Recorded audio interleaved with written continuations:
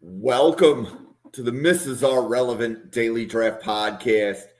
This is let's say, the infrastructure of our Saturday crew. We have a couple of podcasters that are not with us today. But Anthony, I think I have been seeing you on Saturdays for almost 10 straight months. It is really good to see you in our normal day and time. How's everything in the New York Jets world? Well, that's horrible. It's not good there, but it's good to see you on a Saturday morning. Yeah, it feels like the old times.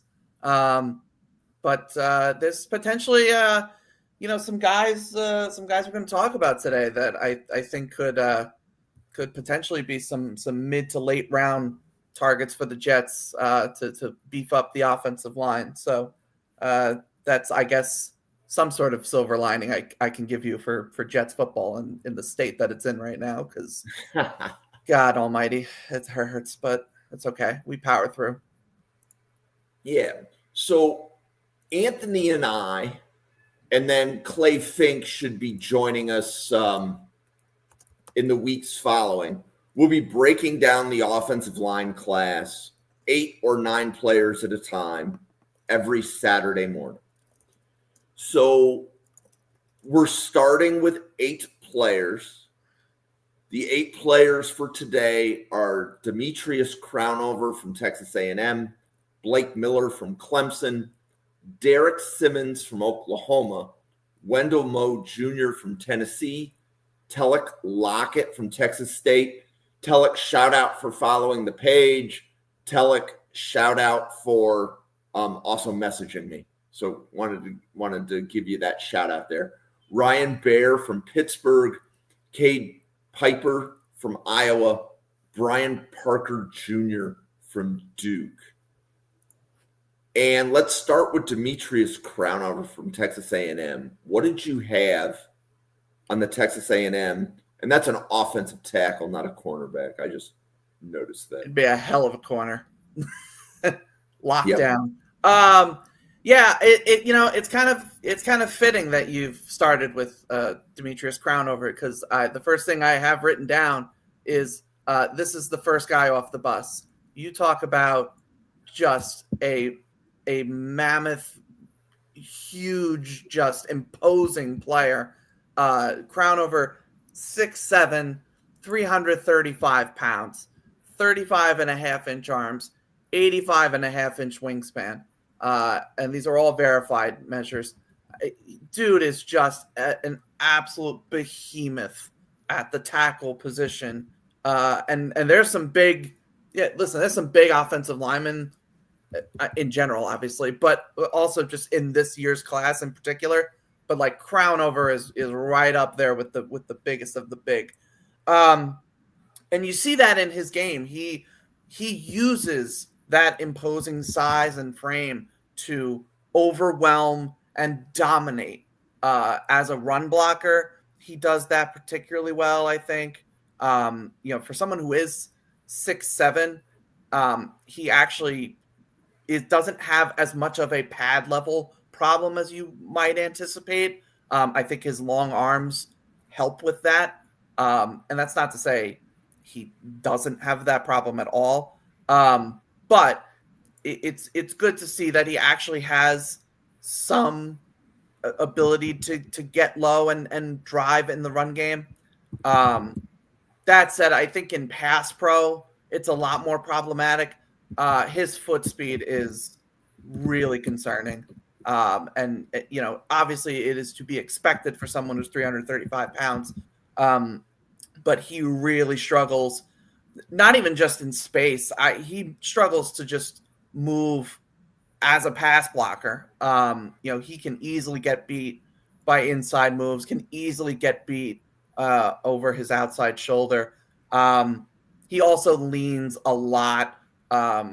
Again, in the run game, it's not as problematic, but as a pass protector, you will see him, not sitting on his heels, lean back. He is punched over, at an obtuse angle. There's one rep I watched him against Florida, and the defensive tackle who I looked it up. A guy by the name of Brian Taylor. He has about he's 40 pounds lighter than Crownover is. He's only listed at 294, but you'll watch him and he, effectively, because Crownover is bending over and not in a proper position, he just gets pushed and pulled off the line of scrimmage, and Taylor just works right through him and rushes inside to create a pressure. That's with 3:38 left in the first quarter, if you're interested in watching that play. But so look, with Crownover, you're talking about a guy who, again, checks every single box in spades in terms of physical profile and traits and the size that he brings as an offensive tackle. But there are major athletic questions. Again, the questions about his foot speed. Is there a path to kick inside and just be a dominant guard in the vein of Mekhi Becton? And I don't think he's the athlete Mekhi Becton was at his size, but that sort of, path to lasting in the NFL. I think that's something, because again, he can just dominate as a run blocker. He runs through people with ease.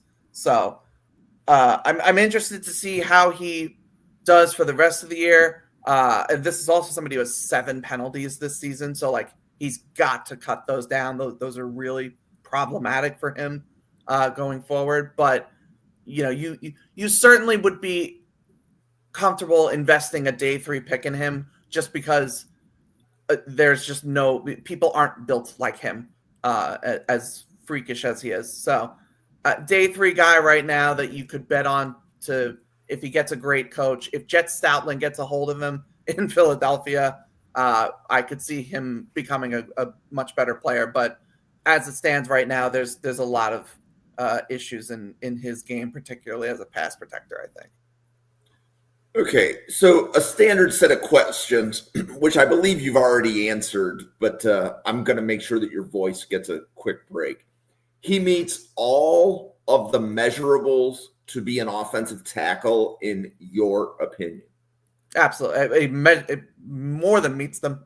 He is, again, 6'7", 35-inch arms, 85-inch wingspan. That's what you create a player of an offensive tackle is Demetrius Crownover. Right. And I will ask that question on a lot of players that might be a tackle in college. But we'll even have one here at the end of the episode. And then your biggest question marks, though, are, I think I heard you say, foot speed makes you think that him being a tackle at the next level, there are some skill development. There is skill development needed for him to be a tackle at the next level. Yeah, absolutely. There are no questions about him being a tackle in terms of build and traits and size and length. All of the questions are athleticism, foot speed, footwork, being able to move effectively both in the pocket and also in space. So yeah, that's where I would be concerned, and that's why I think he, as of now, still is a day 3 player, even though he is so physically impressive. Okay. Next player. Again, another polarizing tackle prospect, I believe. Blake Miller from Clemson. Where are you on Blake Miller right now? So funny enough, Blake Miller, because this is somebody who he has played a lot of football. He has been a multi-year starter for Clemson. He has played both tackle spots at Clemson. He's now their right tackle, but he has experience on the left side.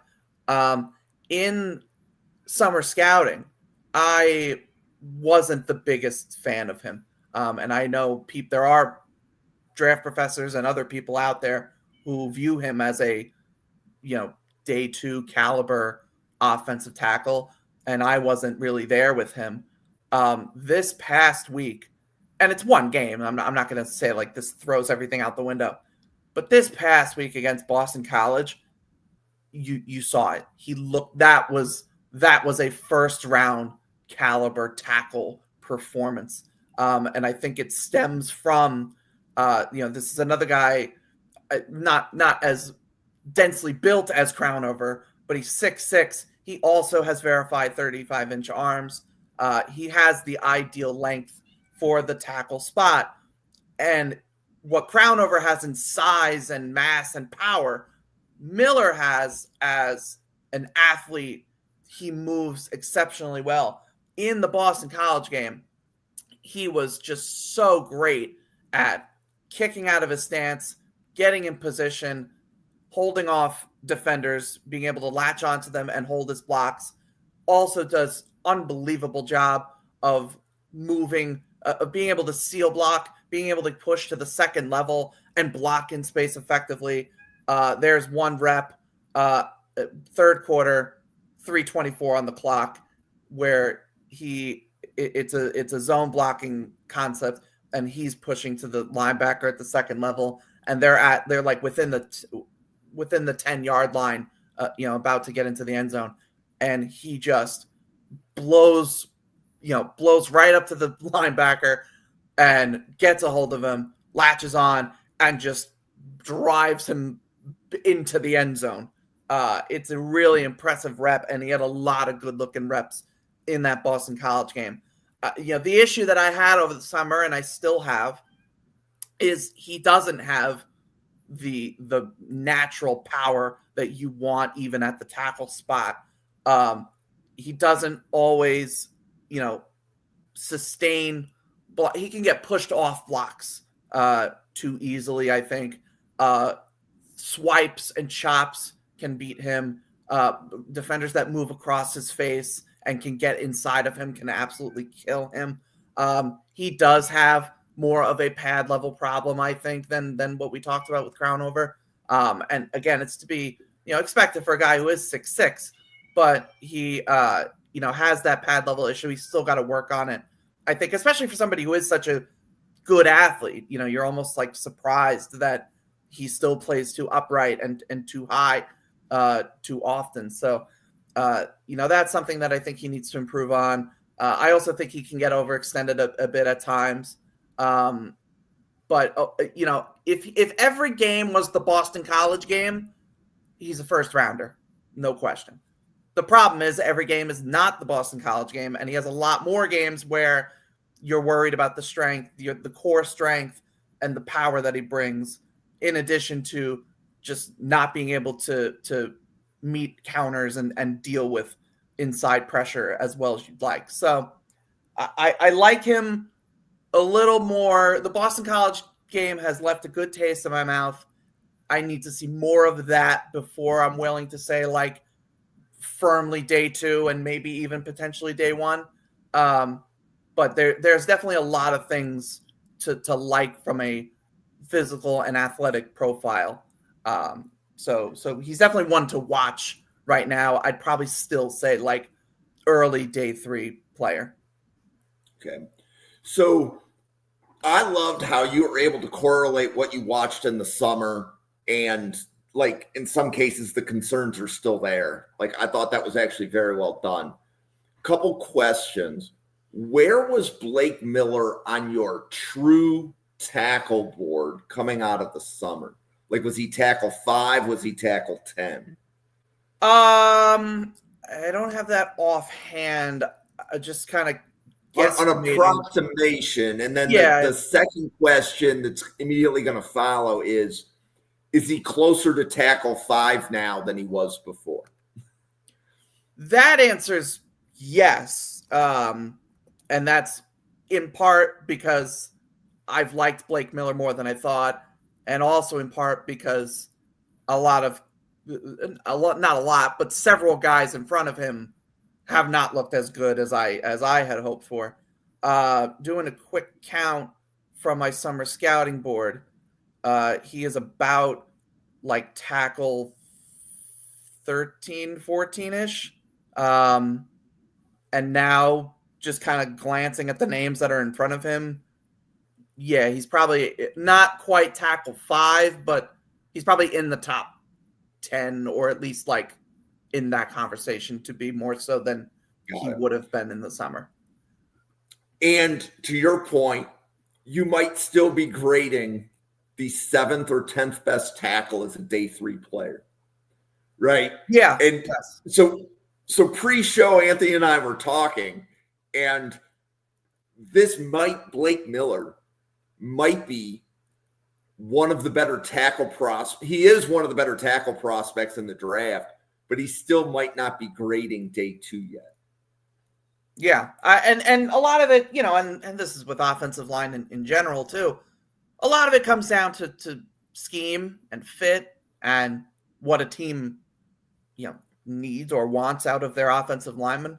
So guys that, we can give a general grade in terms of where I think their talent level should be drafted in a sort of abstract sense. But if you're a zone blocking scheme like a Miami or a San Francisco, your grades for offensive linemen are going to be very different than a gap heavy, a Arizona, Houston kind of offense. So, also factor that in when you hear me say yeah, in general, I think Blake Miller is like an early day 3 guy, but he's not going to be an early day 3 guy for, like what San Francisco would say is a day 3 lineman versus what Arizona would say is a day 3 lineman. So also just kind of want to put that in perspective for people. Well, that's actually a very good point, Anthony.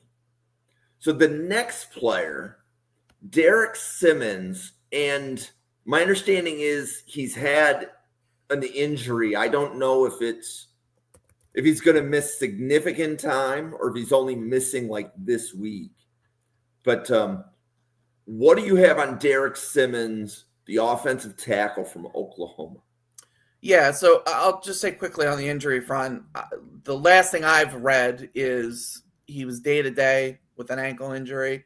He is going to be available today against South Carolina. Whether that means he plays 4 quarters or they sort of kind of feel him out or they just decide we're not going to play him, that's left to be seen at this point.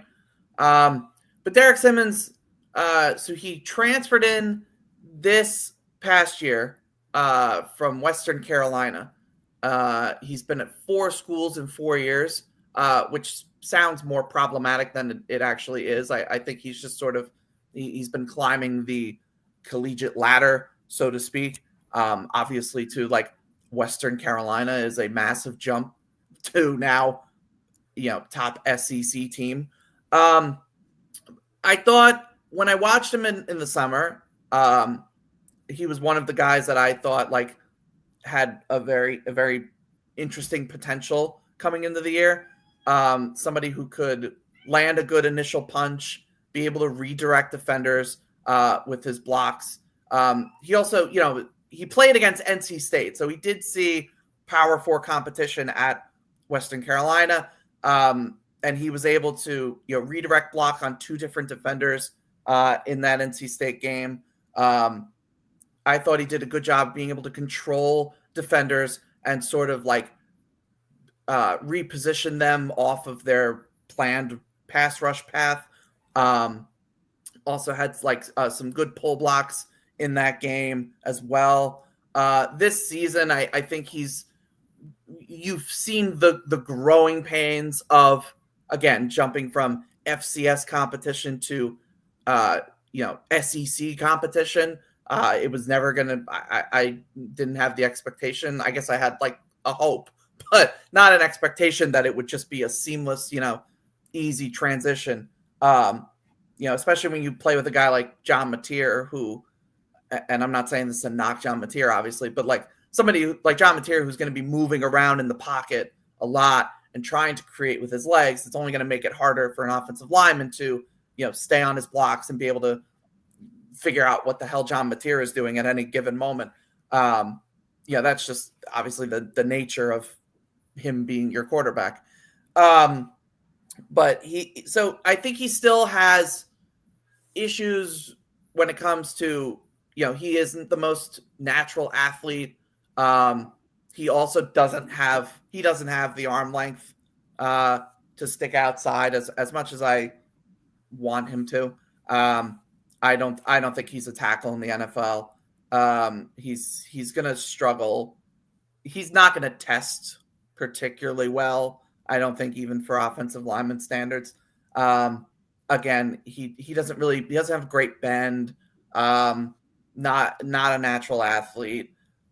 He's another one too. He can be susceptible to inside counters and inside pass rush moves.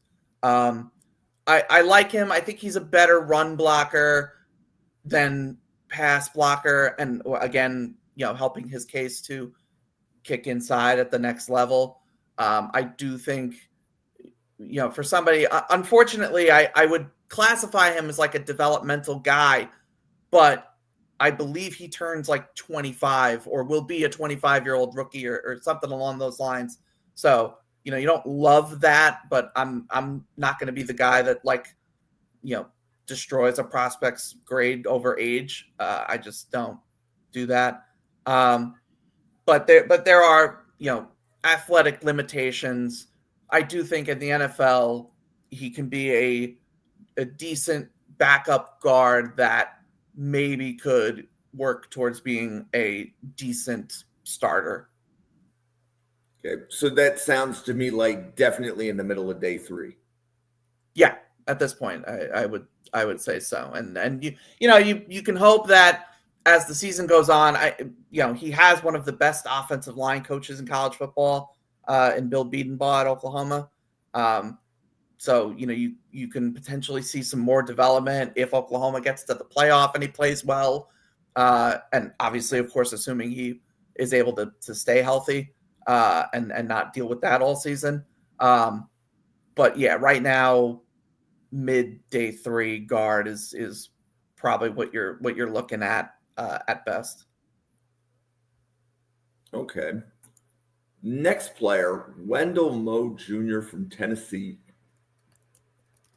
Yeah, Wendell Moe is another large person. He doesn't have the height. Obviously, it only says he's 6'2", but he is 330 pounds. He is a stout offensive lineman. He was the starting left guard at Arizona the past 3 years, transferred over to Tennessee this season, and now plays on the right side for Tennessee. He's going to, and this is going to sound like helmet scouting. I promise it's not. He's going to remind people of Jonas Savaiinaea, his former Arizona teammate, now with Miami, not exactly having the greatest rookie season ever. But they're not one-to-one. Savaiinaea was a tackle who moved inside to guard when he got to the league. Wendell Moe would never be a tackle in college or in the NFL. But in terms of, they're both dense, stout, but really athletic for the weight that they carry. Wendell Moe can move. He can move to the second level effectively in a way that guys that are, 15, 20 pounds lighter, if not even more, can move to the second level and finish blocks in space. Unfortunately, he suffers again with the shorter arms. That hurts him when he's trying to block, on the line of scrimmage as an interior player. He does not have it's a combination of the arm length, and he doesn't have the natural lateral quickness as you would expect for a 330-pound man. It really can hurt him. Guys that are able to sort of like fake him one way and go another way, or if they hit him with like a swipe move or something like that, he can easily just get, he can look clumsier than he probably actually is. He'll overcommit too when he gets on the move, I think, again, in part because of his not natural arm length and also just his not natural height in general. or I should say his shorter height in general for offensive line. So he'll overcommit and, whiff on some blocks in space. But like when he finishes, it looks so damn impressive. But yeah, I think the thing you worry about with him, the lateral quickness, the arm length, and the inability to just like recover on pass and run blocking reps.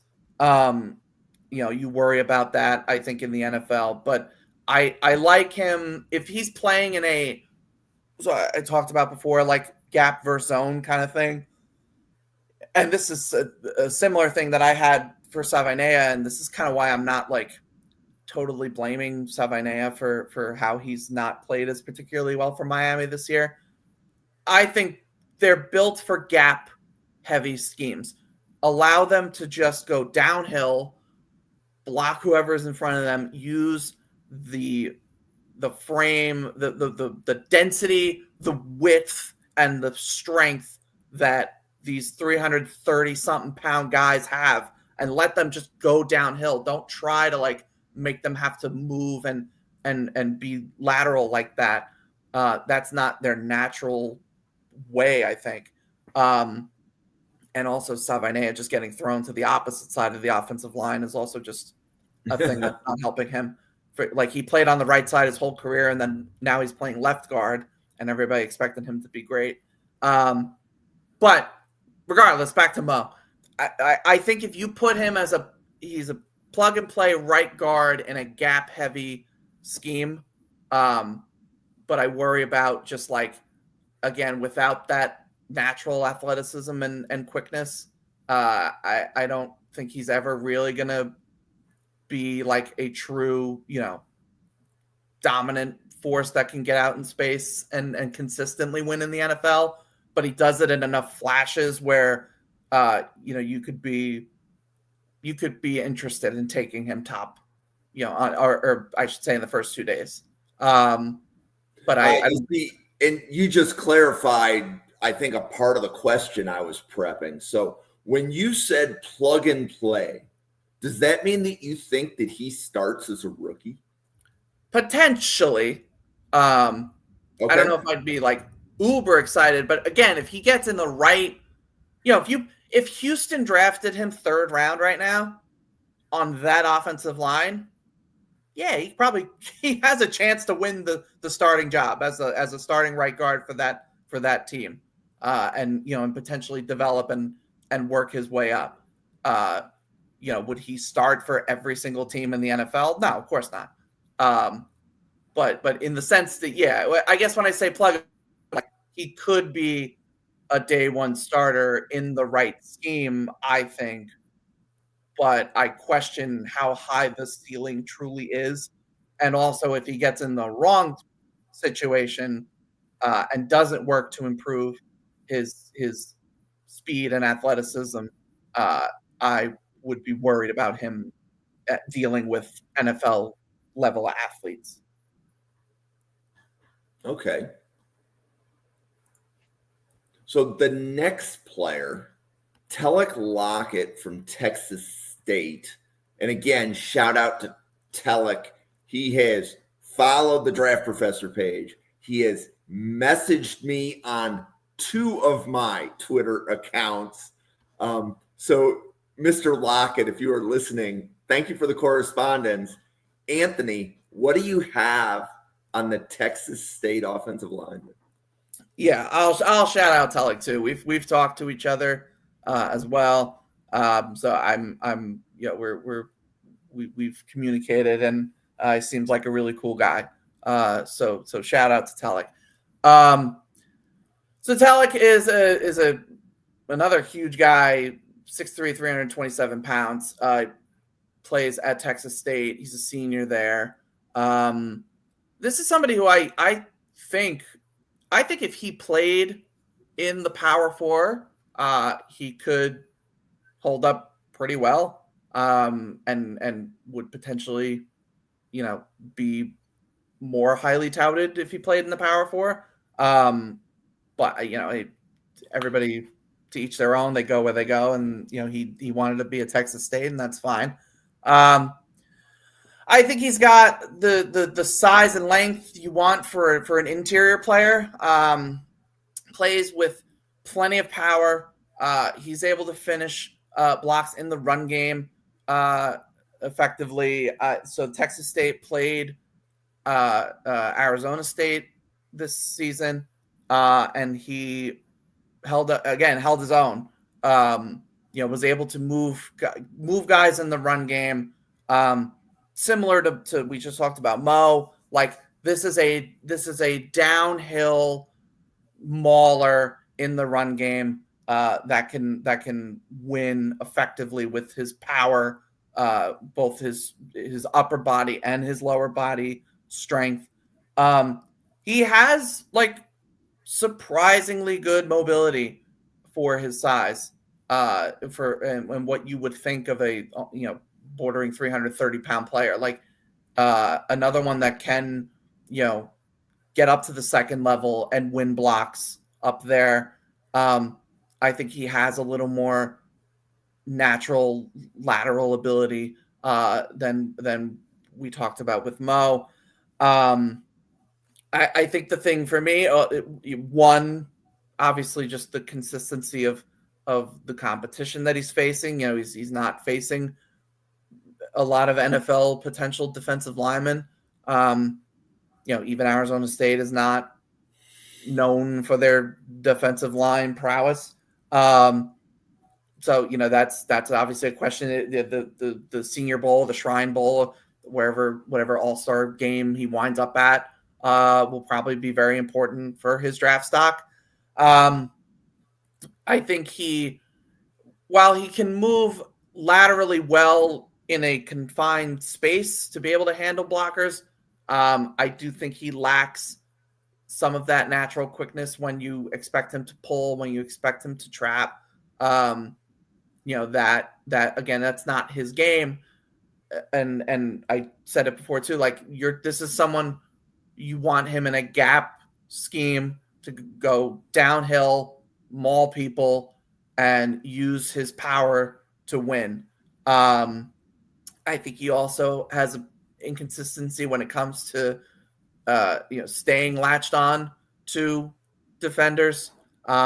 He can get ripped off and can get hit. He can get chopped off as well by pass rushers.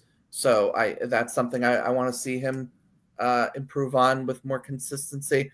But I think he's a good. He might be. I'll say this. I think he might wind up being a top 5 group of 6 player when we get to the NFL draft. Now, the caveat is the group of 6 doesn't have a ton of great prospects. But if you tell me next April that he's one of the first 5 group of 6 players that gets drafted at any position, I could believe it. So speaking of the group of 6, right? Because that would be Bryce Lance, who is probably your number 1 group of 6. It's not, because he's FCS. So we're talking about. Okay, yeah, I got FBS group of 6. Yeah, Bryce Lance is FCS, as is Cole Hayden, obviously. So, yep. But it would be Emmanuel McNeil-Warren. It would be Chris Johnson at San Diego State. They're probably like the runaway top 2, and then you can have conversations pretty much after that. Okay.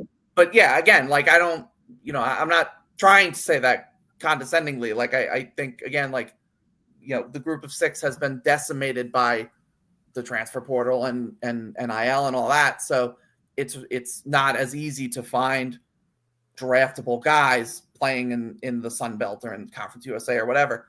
But I think Tellek is somebody that deserves to get drafted and have a chance to wind up as he probably starts on the bench, just because the competition level's only going to get more intense jumping from Texas State. But down the road in a few years, if he can adapt and get up to NFL speed, I won't be stunned if he's, potentially maybe a starter, but like if not, like a high end backup, in the NFL, and that's nothing to scoff at. So especially coming from Texas State, so good player. Again, gap heavy scheme is probably his best bet, but he has the power to be in the NFL, I think. And I definitely heard you say interior offensive line. Yeah, 100%. Do you see him as a center at all, or it's definitely guard? No, I think guard's the best bet. He has that, the frame and the strength to be an NFL guard. And he's not the athlete that you would want at the center position. So yeah, guard is his best bet. Okay. I believe second to last player here. So Ryan Baer from Pittsburgh.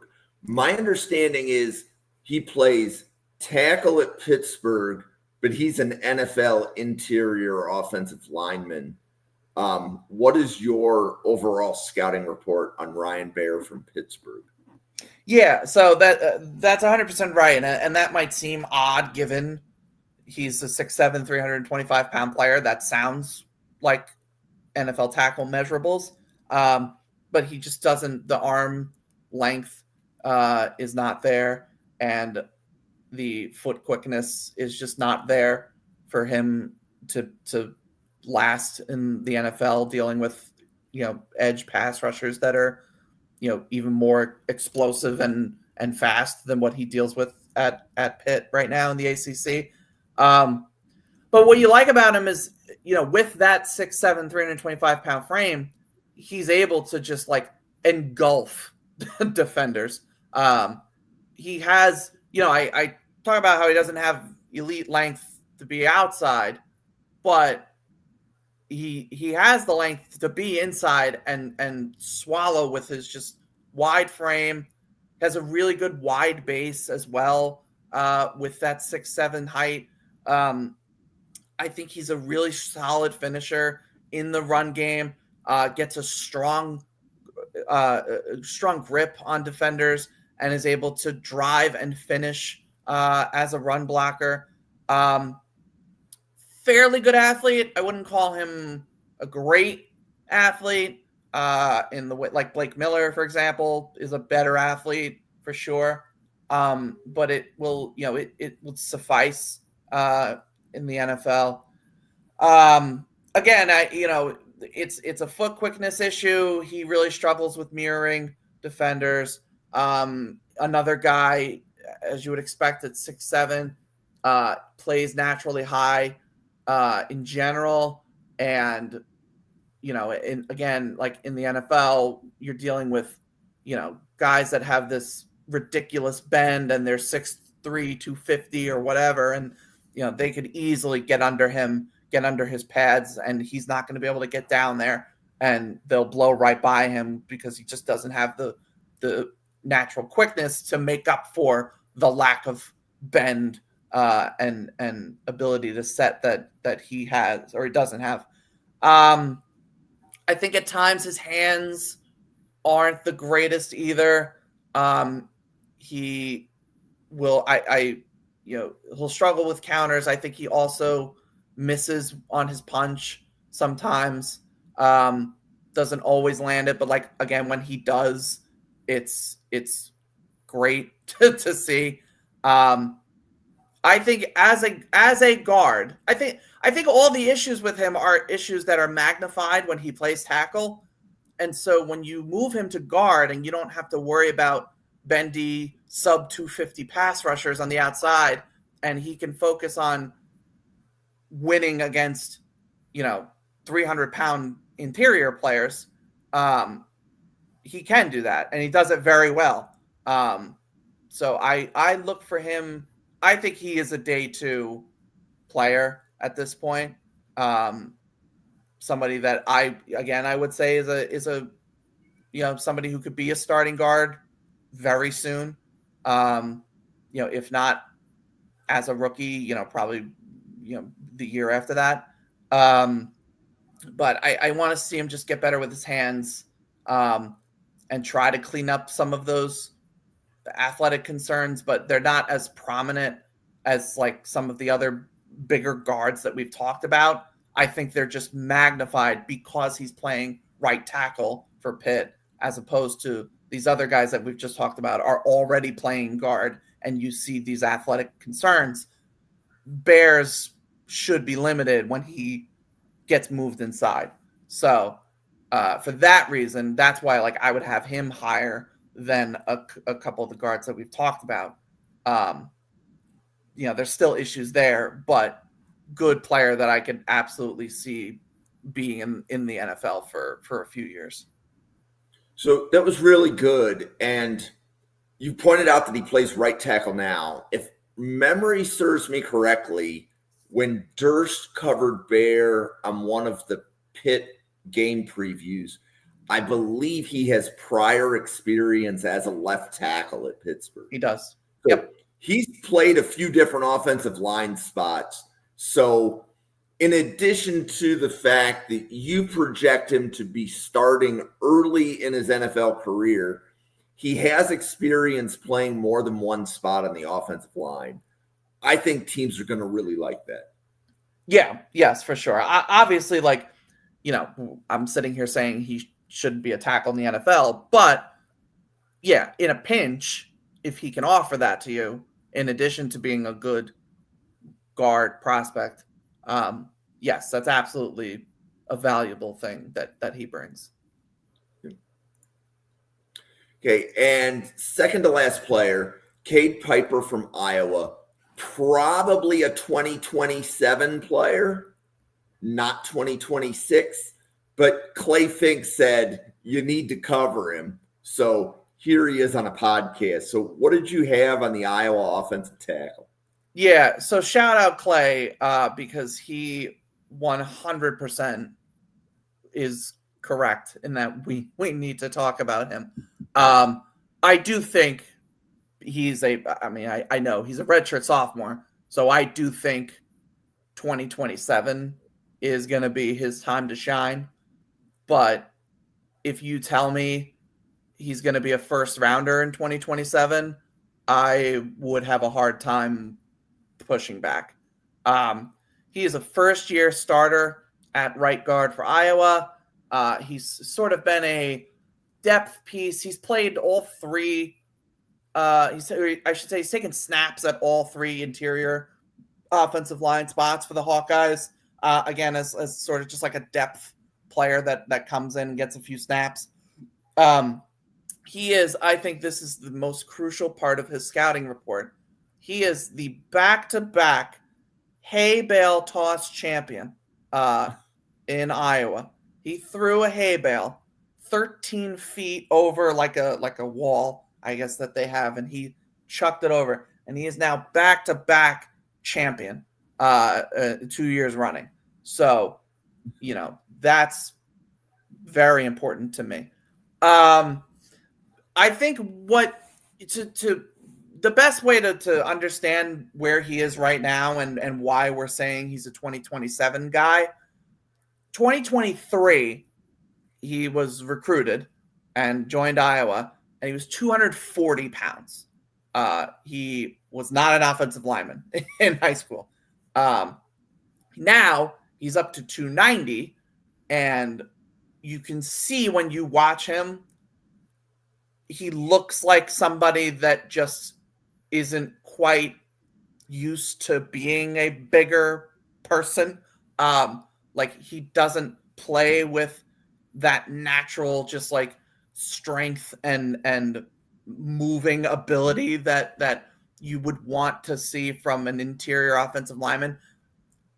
He plays next to Jennings Dunker, who, is like the guy when it comes to like getting movement in the run game and being able to drive people backwards.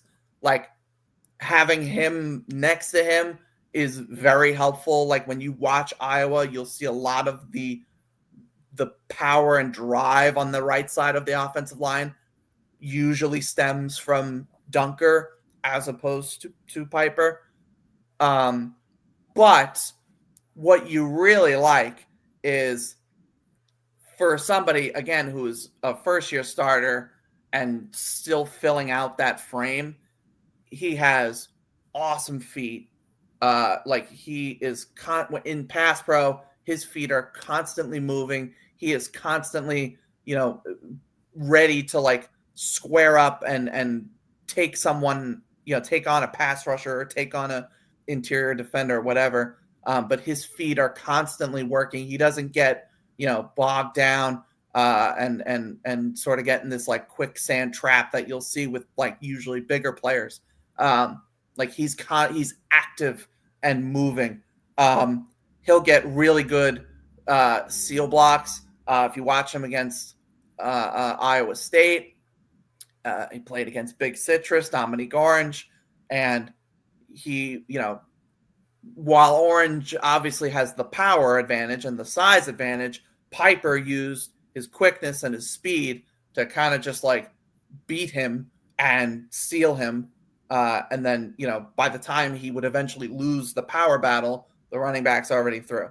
So that quickness and that athleticism and that ability and the footwork, like it screams like first round guard. If he just gets bigger, gets stronger, and can get more push, more natural push in the run game, he's gonna be a first rounder, I think.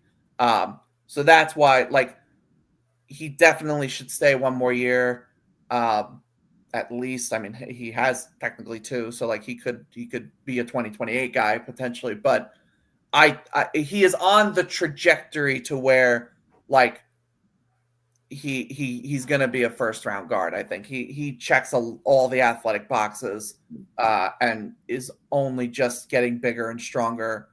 He's a really fun player to watch. Yeah.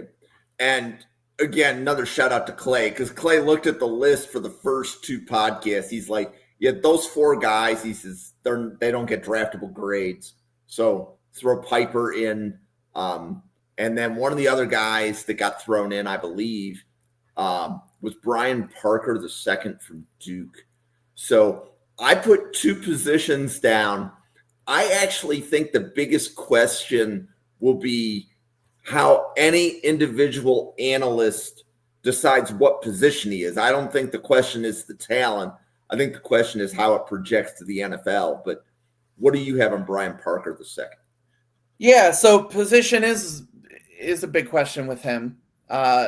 In terms of what he was in college and what he's been in college, he has played both tackle spots. This year he's the starting right tackle, but he has taken snaps during his 4 years at Duke as both a right and a left tackle. For me, I think he is a clear, bona fide center prospect, and yeah, I'm a big Pancho Lululu guy out of Oregon, but like if he was center 1, I wouldn't have a problem with it. And it's going to sound very, people are going to be reminded of fellow Duke player Graham Barton, who made the move. He was the right tackle, or was he right or left tackle? I don't know why I don't remember this now. He played tackle and moved to center when he got to the NFL, and is now one of the top centers in the NFL for Tampa. So, but Parker, I think, follows that same path, and the reason I think he does is because what he doesn't have in, it's only 300 pounds, and honestly, that might be even a couple pounds generous. I think he's potentially sub 300, but even if he is 300, doesn't have the, overwhelming power and strength and muscle mass that you would think of for an interior player.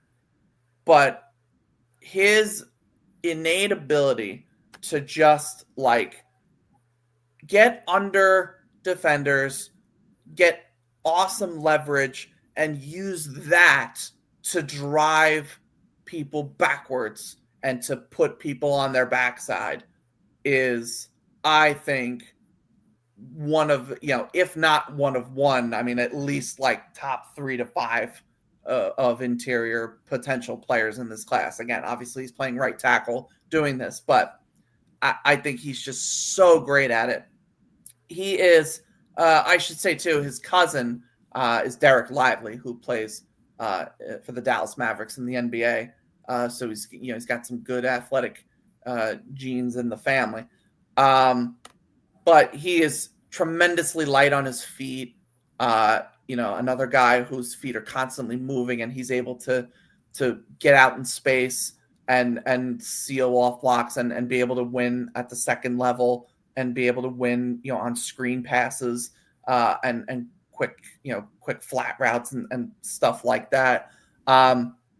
He's also just relentless. Again, like not in terms of just brute strength, but just in terms of like the motor and the effort. Like it's there, and you see it game after game across his reps. He's just constantly, wearing people down with his ability to just get under them and whoop them with just sound technique and fundamentals as opposed to natural physical talent.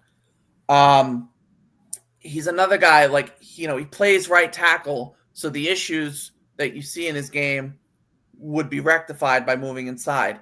He doesn't handle speed edge rushers particularly well.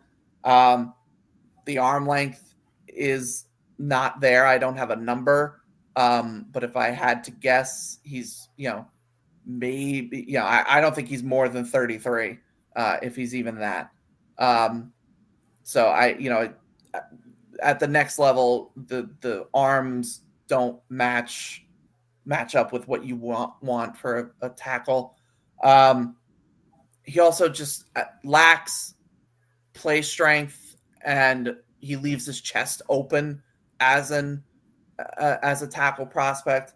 The Illinois game, I think, kind of put that on display where, he drifts into, he takes his first step, gets into his stance, gets out wide, and, is waiting. He's waiting. I think it was like a 5-step drop. So he's waiting for the pass rusher to corner and try to get to the quarterback.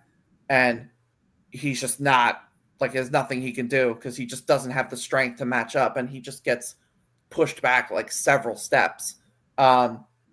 So that's just something that is going to be a problem. And I would want to see him probably add some muscle mass to his frame. He's 6'5", so it's not like he can't get bigger. He certainly could be somebody that gets up to like a 305, 310 more consistently, but still play center with that natural athleticism and that natural leverage. Add a little more play strength. And I think this is somebody who can be at least starting center, if not like a top half of the league starting center in the NFL. I really like Brian Parker. I think he is exactly the kind of blocker that you would want on your football team. Yeah, you're not the first one who I've heard say Brian Parker should be a center. I'm trying to remember. I mean, and I don't want to make it sound like we're the only ones saying that because I think I've heard it from more than one place. So normally, like, because we have 2 offensive line podcasts, so you can catch Anthony here Saturday mornings at 10 a.m. Eastern, and then Owen and Jerry Ostrowski will be Tuesday nights at 9 p.m. Eastern. So normally when I program the podcast, I don't put the same offensive line in both podcasts the same week. Brian Parker is the exception. So Owen and Jerry are going to cover him. Jerry was sending me some notes yesterday. So yesterday, Jerry was getting some of his watches in for the Tuesday podcast. And I'm going to give you the list that Jerry and Owen are doing. They're doing Francis Maui-Noa from Miami, Iapani Lululu from Oregon, or Pancho Lululu, Brian Parker Jr. from Duke, Connor Liu from Auburn, Viga Ione from Penn State, Caden Green from Missouri, Bryce Foster from Kansas, and Caden Barnett from Wyoming. So 7 of those guys are generally, I'm just gonna say positively rated, right? And then Caden Barnett is one of Owen's guys, so Owen wanted to cover. But when Jerry went through the list, he's like, these are all guards except Brian Parker Jr. He says that's a tackle. So, right, so this is a player, I think, to pay attention to all the evaluations, because not everybody is going to see him the same way. And it's okay. Like, again, Anthony, you're not the only one who I've heard call him a center. I put him in the first episode because the draft professors were telling me he's an interior offensive lineman. And then Jerry looks at him and says, yeah, he's a tackle. So that's going to be some good entertainment there on Tuesday night talking about the offensive lineman. Yeah, and it's again, like Parker in particular, like I think he's an NFL player. I would be shocked if he's not in the league for 8 to 10 years or whatever. But because he has the experience to tackle, we talked about it. So another guy that maybe, you try him out at tackle, and then if he doesn't work out, you kick him inside. But he's very, who he's like? He's a lot like Marcus Bowe, I think. I think we're seeing very similar path that Marcus Bowe had last year, where people felt he had the shorter arms but could still play tackle because he was such a good athlete. I was one of the guys that I also said Marcus Bowe should probably move to center. I think he'd be great as a center. And we've seen this year with the Giants, where he's been forced to by injury, but he's been playing swing tackle for them and hasn't looked particularly great. But given that he's playing tackle, at the NFL level, when everybody said he wouldn't play tackle, he's actually doing he's doing all right. So, potentially now that opens the door for Marcus Bowe to maybe carve out a path as an NFL tackle. Maybe Parker can do the same, but I do just think his skill set is so perfect for being a center. Yep. So the offensive linemen that Anthony and Clay will be covering next Saturday include Corey Robinson II from Arkansas, Tristan Lee from Clemson, Markel Bell from Miami, Parker Brailsford from Alabama, Armaj Reed-Adams from Texas A&M, DJ Campbell from Texas, Sam Hecht from Kansas State, Enrique Cruz Jr. from Syracuse, and Lance Hurd from Tennessee. So those 9 players will be the offensive linemen that we will cover on this podcast, 10 a.m. Eastern next week. But Anthony, you want to let everybody know about all of the draft content that you make and the awesome mock draft that's in your Substack. Yes. So you can find me on X at Anthony_Russo97, posting a bunch of draft stuff, draft content, draft, prospect breakdowns, all that good stuff. And I have my 3-round mock draft I just did, came out on Thursday. I really try, I limit myself to a mock a month at most, just because I don't want to overdo it. And I feel like usually things don't change drastically enough that you need to do one every week, but that's just me. So I put one out Thursday, 3 rounds. Jim has endorsed the Bills picks. I can't speak for the other 31 teams. Well, I can speak for the Jets. I think the Jets are would be much better if they followed my advice. But that's also not a high bar. But yeah, so yeah, I would love for you to check out my Substack, which you can find on in my X bio, Anthony Russo 97, and I'm going to be doing Friday evenings and Saturday mornings for the foreseeable season future, and we are right in the thick of it. So this is as good a time as any to start checking out some Draft Professor podcasts. Yeah, so we have a lot of Draft Professor podcasts. I'm going to rattle a lot of them off. So Sunday mornings, 9 a.m. Eastern, we do defensive line. Mondays, 7 p.m., we do quarterbacks. Mondays, 9 p.m. Eastern, we do defensive line.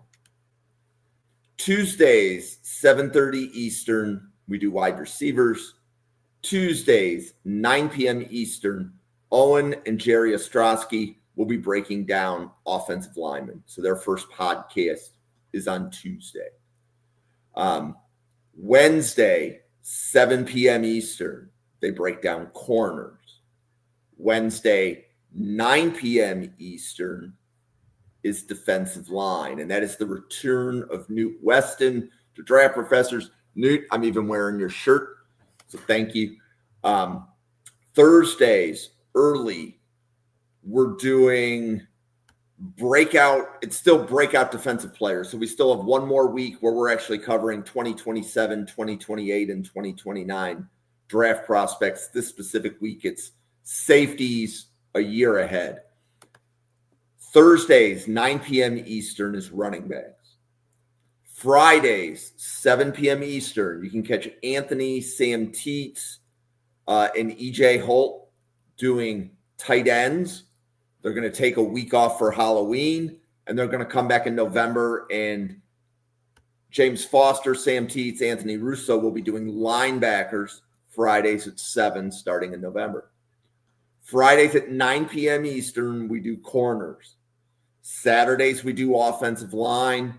And then that cycle repeats, and we're going to be repeating that cycle through the month of December. So the goal is to cover every player drafted in rounds 1 through 5. We're going to try to cover them on a podcast now. And we can't do that without the 100 plus people at the Draft Professor that are chatting constantly about the prospects. Hey, I watched him. Where do you have him graded?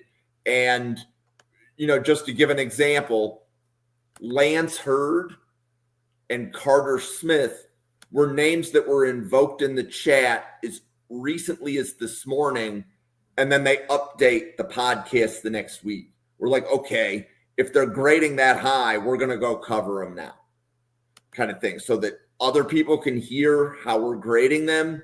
And if you agree, tell us. If you disagree, tell us. We're Draft Professors. We welcome multiple opinions. So we usually have 2 or 3 people on the podcast. It just didn't work out for this specific Saturday. But for the 100 podcasters at the Draft Professor, for Anthony, myself, Clay Fink, and Abstentia, thank you so much for watching, and we will see you on a podcast again tomorrow morning.